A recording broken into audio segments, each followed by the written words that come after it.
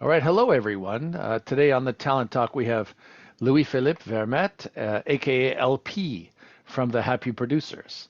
The Happy Producers works for many clients from their home base in Montreal, Quebec. Um, LP, if you could tell me and your audience how you got started, what led up to the creation of Happy Producers. Give us a little history. Thank you. Thank you for having me, Lance. This is great.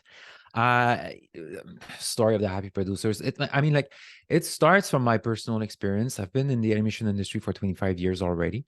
Started as an artist in Montreal when the industry was so small back then, and I was lucky enough to see it grow and became what it is now, and it's very fortunate.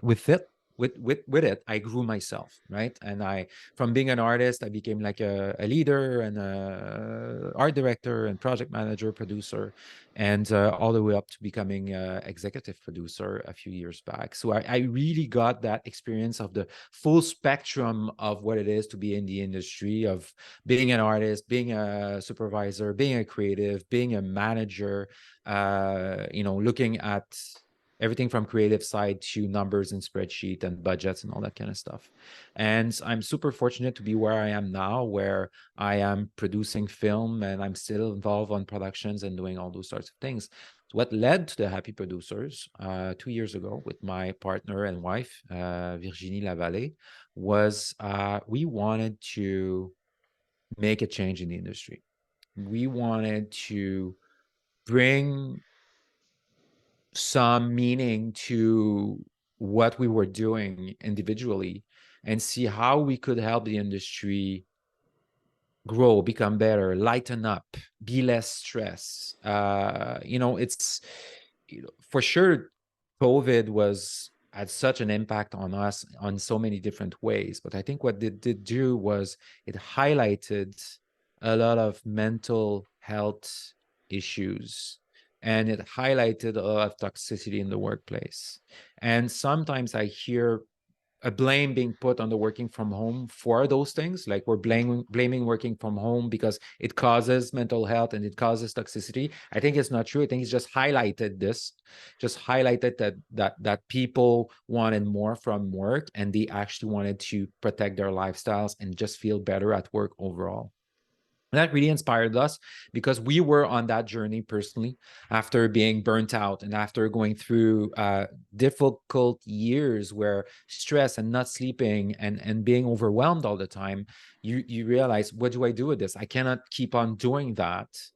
I cannot keep on being stressed and not being able to be patient enough with my kids and not being present when I should be present with my family because all my job is sucking the life out of me, right? Right, And right. like, I love this job, I love the industry, I love the people in it. So what to do, right? So after a journey of self development, a journey of trying to find a balance in my own life, we realized how much we needed to integrate all that well-being back into our productions, back into the industry, and back into like weaving it into everything that we do daily in our production. And that was the inspiration for the IP producers, where our tagline is, we want to prioritize well-being in the animation industry. That's really our goal. And we've been doing that for 2 years, and we're very excited. And we keep on creating content, and we create courses, we create conferences, and we just want to advocate for that. And where I think for us, something that was very important was that whatever we did spoke to the people of animation and VFX industry. So we're taking those high-level concepts of psychology, organizational psychology, behavioral science, all that kind of stuff. And because we're always learning ourselves, reading a lot of books, getting information. I trained as a leadership coach as well. So it's taking all that stuff and just bringing this back into the language that the people are used to speak and just Yeah. making it approachable for the people so that they can understand these concepts and integrate these concepts into how they work every day. So that's us. Yeah. I sometimes find it funny people looking from outside the industry in think, oh, you guys work in film and animation. That must be so exciting and so romantic. And they romanticize the Hollywoodization of it or something like that. But for yourself and myself and people in the industry, we know that it's often, especially in post production, right? It feels like um, you're the very last people to get the plates and the work, and the release date doesn't move. So if everything is late, it piles up and piles up and piles up till, post has to do it in a 911 situation, right? Emergencies all the time.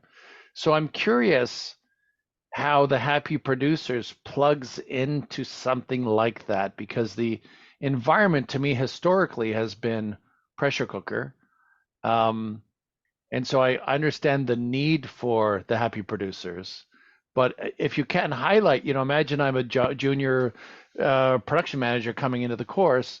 What are some of the fundamentals? What am I going to learn that I can take back and actually potentially set a boundary with a client, or set better boundaries or better communicate? You tell me, if I was entering into the happy producers, what are some of the takeaways and some of the practical tools I'm going to hopefully learn? A big thing that we do is we love basing everything on data so that there's never any emotional response to whatever is happening. And that's critical and that's very important.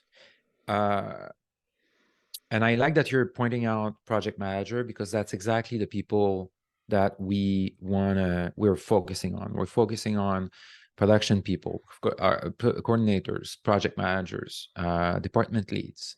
Why? Because we believe that so far the well-being topic has been owned a lot by the HR department, Hmm. which is great. Sure. Well, the HR, they take care of people, so it makes sense that they're going to put together programs to help with well-being, mental health, all those sorts of things. Perfect. That's great. However, if in the project production team there's no space and they're already so much under pressure to deliver their shots or their show, they're going to be like, well, well-being sounds great, but I'm under a lot of pressure right now and I need to deliver my show. So if these people, the production people, don't already know how to include or weave in into the way they're working space, time, or breathing room for the unknowns, for the training, for all those things, well, we're screwed, right? Because there's never going to be time. So what we do specifically is really like we teach about how to schedule properly based on data, how to schedule in a way that what you're scheduling with. Give you a good example. Assuming, if you're lucky, that you're working 40 hours a week at a studio, right? It's 40 hours a week, right?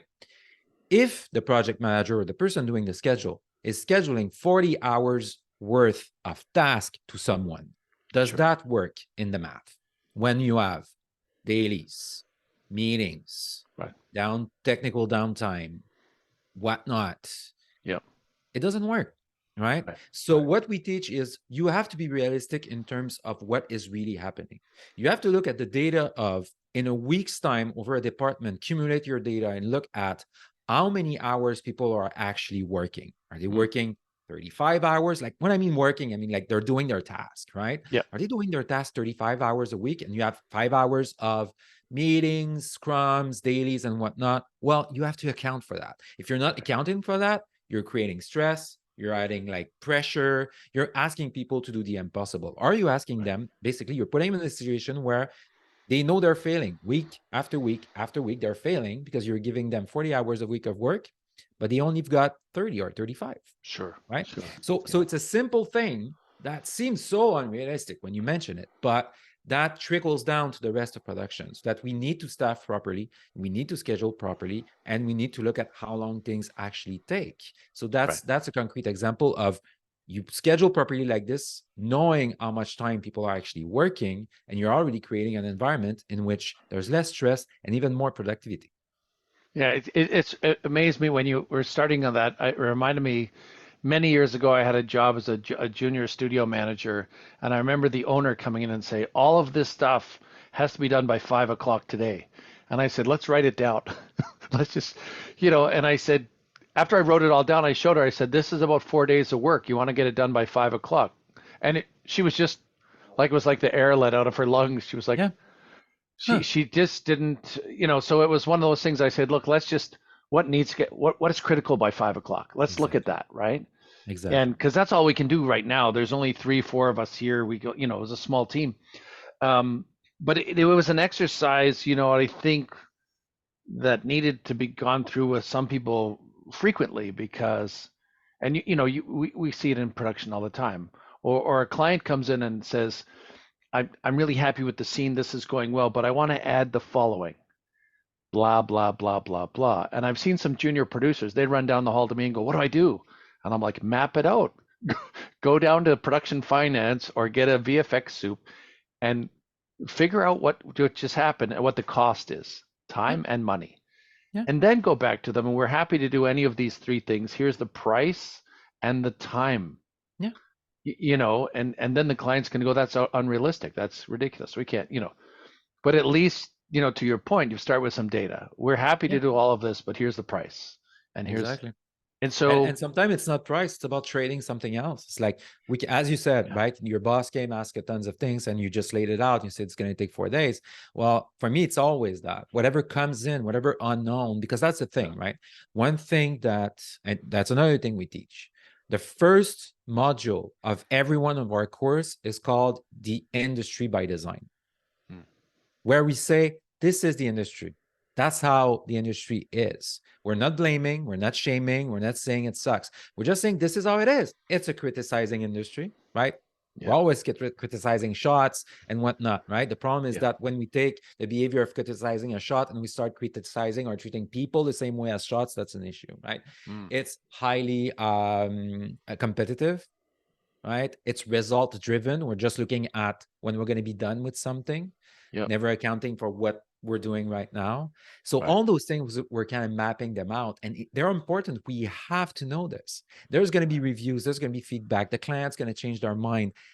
Those things will happen yeah, by creating like a space in which we don't want those things to happen ever. We don't want a client to change their mind. We don't want to get like any kind of notes and reviews. We don't want to get feedback. We don't want to feel the competition. Well, you're just adding that stress. Embrace that stuff. That stuff is there to stay. Now, how do you build your resilience? And now you deal with that stuff. That's what yeah, we teach. right, That's where we go in and be like, okay, that's what you do when your client comes in and asks for several things. You're like, sure, no problems. Let's look at the data together, and I'm going to let you choose.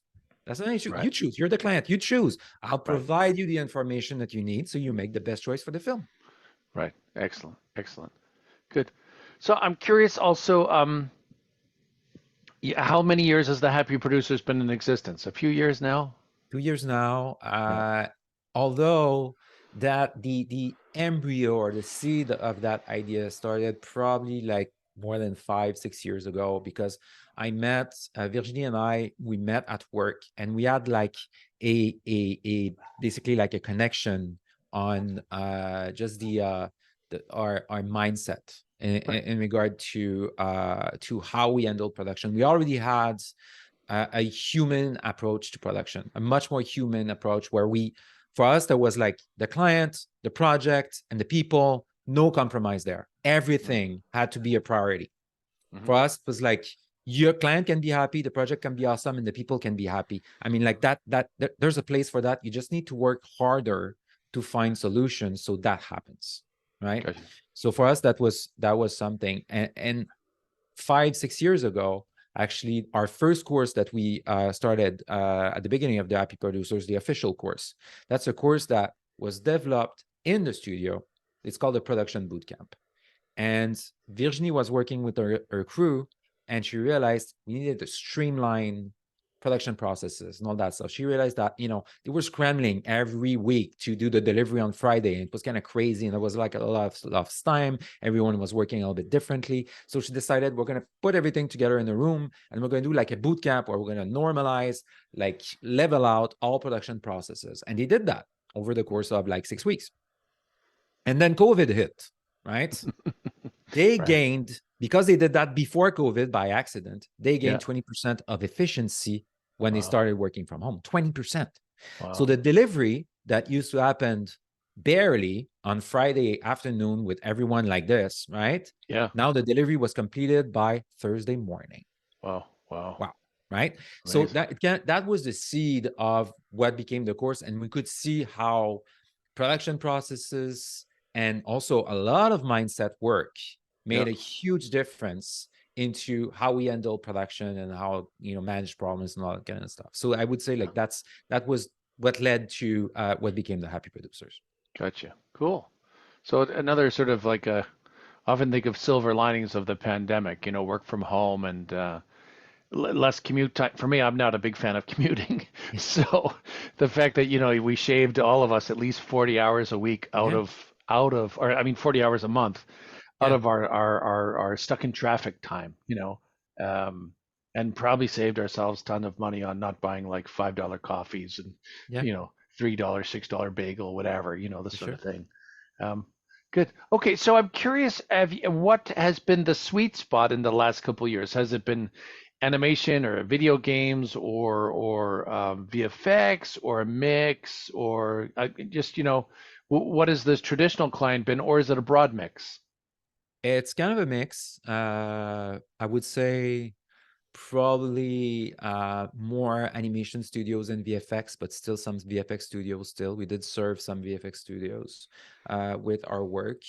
Um, what's interesting is small studios uh, are very eager to get our courses. Mm, I think that people are wearing more hats. People are yep, doing many things, and they really see a need for training. They see a yeah, need for getting better. They know that they cannot just hire someone to take care of so and so. They have to learn and they have to skill up. yeah, So we can definitely see that our most so far our best clients have been the smaller studios that just and with whom we love interacting with, and we offer the best support we can. We did work with larger studios as well, and we love them too. But it's yeah, I would say like that's pretty much who we're dealing with, and individuals too. Some people buy our courses directly. right, Like some people right. just reach out and they buy our courses, and that's for us. That's the greatest feeling is like people that want to invest in their own personal development. I think that's fantastic. Yeah, it's interesting. We did a search a while back for a head of production, and we interviewed tons of senior producers, and then in the reference checking, we got to meet a lot of production managers and coordinators. And it was interesting to find sometimes a head of production at a studio is in meetings with client facing all the time, and very little training time to actually bring up and coach and mentor the producers and the production Yeah, staff underneath them, right? Whereas other studios, we would find sometimes there's almost like an executive producer managing that job, and then there was another. Sometimes it defaults to a senior producer, or if they're lucky, they had a head of production with enough time who was more the mentor. I'm going to bring up these three producers, like a yeah, supervising producer. I hear this title in some studios. And so their job is to manage several producers, but coach them on how to reply to an email to a difficult client or in a difficult a deadline or and but I don't find a lot of studios have both. They hmm, have one who's either mentoring, but the ability to manage the client is, what I mean? It's almost two jobs. Um, so I could see many studios when they're busy, like they were post pandemic, everything went crazy, right? The workload was off the charts. Um, I was at a conference recently where a studio head said, "Who's watching all this content?" He said, "There's so much content being made. Unless we're locked at home," he said, "I don't think anyone's actually, the catalogs are huge now." So he was waiting. We went through this correction last year where there was a deflation in the market and all sorts of things happened. And then studios started to lay off. Um, but that was his comment. He said, "We're creating enough content for my grandchildren. We're creating too much yeah, content, right?" yeah, Um, but I guess it goes back to, it's almost an oversight that they're so busy landing the work and getting the work done, they haven't built the infrastructure for training. yeah, It happens by default. yeah. A lot Um, of things happen by default, unfortunately, in our industry, yeah, and and it's not accounted for, right? There isn't a no, line item or a time that says no, we're going to do training 3 hours a day or 1 hour a week or whatever, right? So, um, So it's nice that they could potentially approach you, whether it's ad hoc and like that's my next question. Do you have modules? Do you customize the training? Is it a curriculum, or how do you approach each client? It's yeah, it's the course, or we build the courses with the needs of the industry in mind. So right now we have three courses. The production bootcamp, that is really like the fundamentals of production.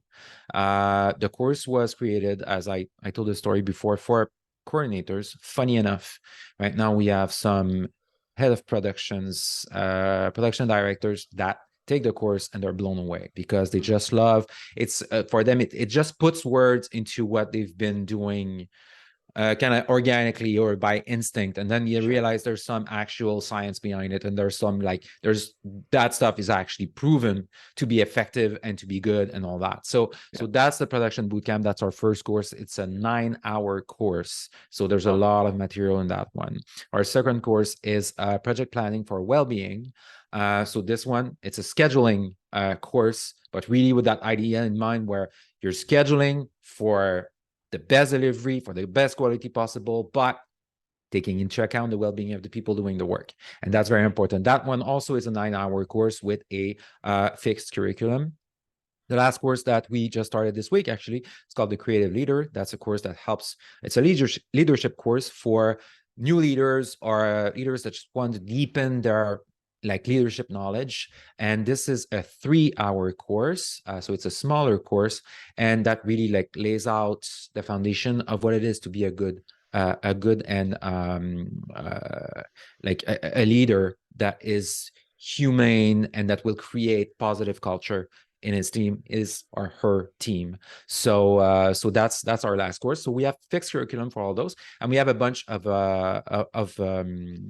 conferences on specific topics, such as growth mindset for animation production, or false emergencies. And we're also thinking about developing much more stuff. So all those courses are kind of available, and we have like fixed curriculums. Sometime, depending, because we always offer, when we have like a group of people buying, let's say in a studio, we're going to be offering a couple of hours of coaching with that. So we're going to be meeting with them, and they're going to tell us about their specific issues. And based on that, sometimes we create like mini additional modules to answer to their questions. We try to serve and be very like to give a lot of content when people buy our course. Something important for us, our model is pre-recorded. So all the courses are already available. You can buy them now and start watching them right away, right? And you still get the 1 hour of coaching time Mm, with either Virginie or myself, where we can meet you and just discuss your own challenge. For us, it was important because we wanted to be scalable as a model. We wanted to mm, be able to serve as many people as possible,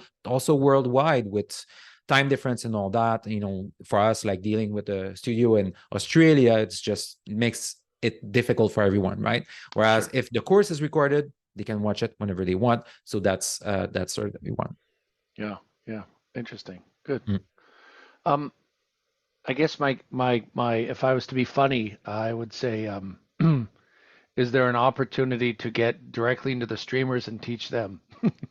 Go right to forget the service studio, the vendor, go up to the client, and say, hey, but maybe organically it will spread from the That's service the goal. studios up the line because, it's a client service business. We're quite Yeah. often, yes, Mr. or Mrs. Client, or of course we can do it for you, Yeah. Yes, It's yes. it's something that we've decided to do, which was, we're not trying to persuade anyone that they must change their behavior.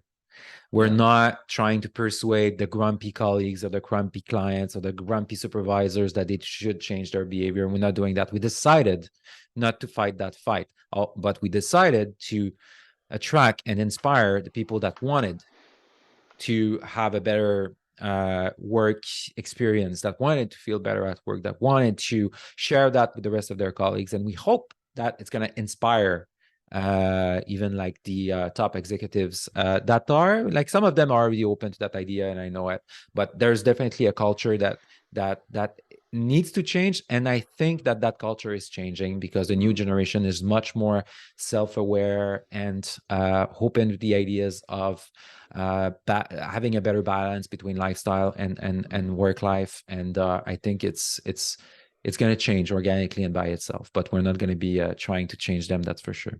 sure, sure. Yeah. Okay, good. Um, Great. I'm just cognizant of time too. Future down the road, do you see happy producers evolving the curriculum or the market it serves? Because I know obviously VFX animation, gaming, that's is very close to your heart and your experience as well as your wife's experience in production. But could you branch out into other areas for the same sort of transferable skills, if I could? Is there a thought about that? I mean, like we have, I mean, like it's not concrete, but everything that we teach is pretty universal, right? We're close to the animation industry and the VFX industry because that's what we've been experiencing over the two last decades. But uh, all the notions that we learn and that we teach are universal to any industry that lives in a similar context than ours. So any industry that deals with a lot of, you know, all the high complex service industries fall into that. Like you've got to get like, companies that are doing software development. You're going to get like Yep. the gaming industry. You're going to get all the industries which kind of like you have a bunch of people working in front of screens and computers and whatnot. Like working in hybrid environments with people working from home, working from the office and all kind of stuff. Like we Yep. see the same kind of stressors, we see the same kind of Sure. problems. I think that and we were talking about that before we started recording, talking about Yeah. like the screens and the news and the social Yeah. medias, and everything is trying to get our attention all the time, and we get dizzy with everything that's happening. And Yeah. then there's that lack of balance between our lives and the rest takes over so much space. So that's a definitively like a overarching message that is very transferable. But for now, I mean, there's so much work to be done in animation, and deep down for us and VFX, for us, we just find it sad and almost like um unfair Mm, that, if you think about all the Disney films with their beautiful overarching yeah. message, right? Collaboration, friendship, growth, Right. Right. Right. discovery, self-discovery, and all that. Yeah. But when you know the ins and out of how a film like that are created, and I'm not pointing fingers because No. we No. would No. never No. do I that, but understand. Yeah. but the stress and the pressure and the Yeah. overtime and the yelling and the Yeah. bad behaviors that happen in the context of creating something so beautiful, you're Right. like, no, I disagree profoundly Yeah. about anyone working in an industry that's supposed to bring joy and fun and entertain Right. the Right. people, that the people doing it are suffering and being miserable at work. I disagree entirely. So the Sure. future for us is really to keep on doing what we're doing now and reaching out and getting that message out so Mm, that at some point we're going to stop we're going to stop normalizing stress, and right. we're going to stop normalizing pressure, and we're going to like stop calling everything an emergency. We're not doctors or nurses. We don't have to deal, there's no emergencies Right. ever, Right. right? We're Right. doing pretty pictures, there's no emergencies, right? So it's changing those kind of mindset for us. That's the message. And in terms of like business wise with the happy producers, obviously we want to like a group of people working around us. We'd love to have more trainers working with us and Mm, more coaches working with us. And we have something where the happy producers become some kind of like a stamp of approval coming from like, a studio working with the happy producers, that the working conditions there are good, or any managers, coordinator, leader that have a happy producer certificate. Well, that they've been trained by us and that we become some kind of like a standard in the industry for mm, someone that does their job super well, but also is very human and knows how to behave in the workplace. For us, I think that would be like the dream, basically. right. Right. Yeah. Great. Sounds fantastic. Um, Look, I just want to wrap up. If I think we could talk probably for a lot longer, but I want to wrap up for today, and maybe we could get together another time for another discussion about mindset or other things. I love that. If you have any other final comments you want to make, please by all means let me know. Otherwise, we can wrap up for today and then maybe book another time to talk in detail about other stuff. I'd love that. Well, I do have a final thought because I was thinking about our call before today, and there was something I hear quite often, Yeah. speaking with a lot of people and talking about well-being in general and whatnot. And what I realize a lot is that people pointing outwards a lot, saying like, I heard that today, right? I'm mad at the industry, mad at the industry. What's the industry? Right. Right? It's so imprecise and impersonal, and it's outside of you, right? Yeah. And I think that the message for us, and it's core of what we do, is what can we do today to change how we feel? I think that for me, the most important message is no one in this industry is a victim of nothing. Like, we're not victims of the streamers, we're not victims of the strikes, we're not even victims of the layoffs, right? Mm. Those are things that are unfortunate, and those are things that are happening outside of us. How we deal with those things on a Right. personal level, there's a lot of power in that. There's a lot of personal Right. power in how do I deal with a situation that I'm not responsible for? What do I do with this? I Mm. think that is really something that, if there's one thing I'd like everyone in the industry to start being more conscious of, is this, that kind of personal power and what we Yeah. can do with that. And we're not victims of anyone. Like, I think that would be my final words Yeah. for today, Lance. LP, I think that's our next conversation. You know what I mean? Strategies and technologies and operations Yep. around that point exactly because Yep.